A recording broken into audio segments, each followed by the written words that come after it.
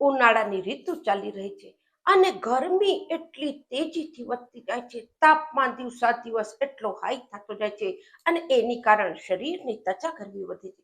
જ્યારે શરીરની ત્વચા ગરમી વધે છે, આપણે પિત્ત વધે છે, શરીરમાં દાહ લાગે છે, પગમાં હાથમાં બળતરા થાય છે, સાથે પેશાબમાં બળતરા થાય છે, ઊનવાની પ્રોબ્લેમ થાય છે અને આપણે એમ લાગે છે કે પેટથી લગતા કેટલા રોગ આપણે જોવામાં આવે છે. અપચ લાગે છે, ભૂખ નથી લાગતી, માથામાં ભારીપણું પણ લાગે છે અને ગરમીથી થવાવાળા આ બધા રોગોથી તમે બચવા ચાહો છો તો એની માટે દરરોજ ઉનાળામાં 3 વસ્તુ તમે ખાઈ લેજો. યદિ આખા ઉનાળામાં લઈ લેશો, ઉનાળામાં જે રોગ થાય છે એનાથી બચી જશો, લૂ પણ નહીં લાગે.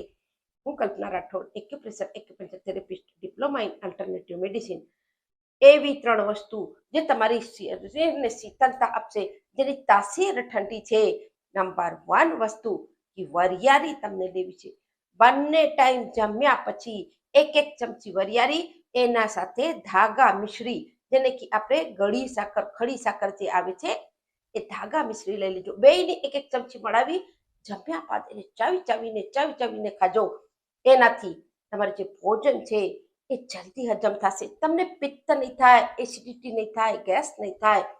હવે બીજું તમને કામ એ કરવું છે કે રાત્રે તમને 10 થી 12 સૂકી કાળી દ્રાક્ષ, એને થોડા પાણીમાં પલાળી દેજો. સવારે ઉઠી નેરણે કોઠે એ સૌથી પહેલા પલાળેલું પાણી પી અને એના ઉપર એ દ્રાક્ષને તમે ચાવીને ખાઈ લેજો. લાર સાથે એ પેટમાં જશે, એનાથી પણ તમને શરીરમાં શીતળતા મળશે, આખો દિવસ એનર્જેટિક લાગશે.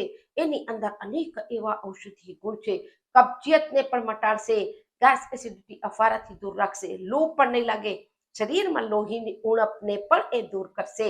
હવે ત્રીજી વસ્તુ એ છે કે દિવસ દરમિયાન ક્યારે પણ તમે નારિયેળ પાણી પી લેજો. નારિયેળ પાણી 1 થી વધુ ક્યારેય ન પીતા. અને નારિયેળ પાણી તમારા પૂરા શરીરમાં એટલી શીતળતા આપી, એક સેલ્સને, એક અંગને એ એનર્જી ઉર્જા આપશે અને રિપેયર પણ કરશે. તમારા બેડ કોલેસ્ટ્રોલને પણ ઓછું કરશે, હાર્ટ માટે પણ ઉત્તમ છે અને પાચન માટે અતિ ઉત્તમ. વધુથી વધુ લોકો શેર કરો. શસ્ત્ર વસ્ત્ર ખુશ રહો. નમસ્કાર.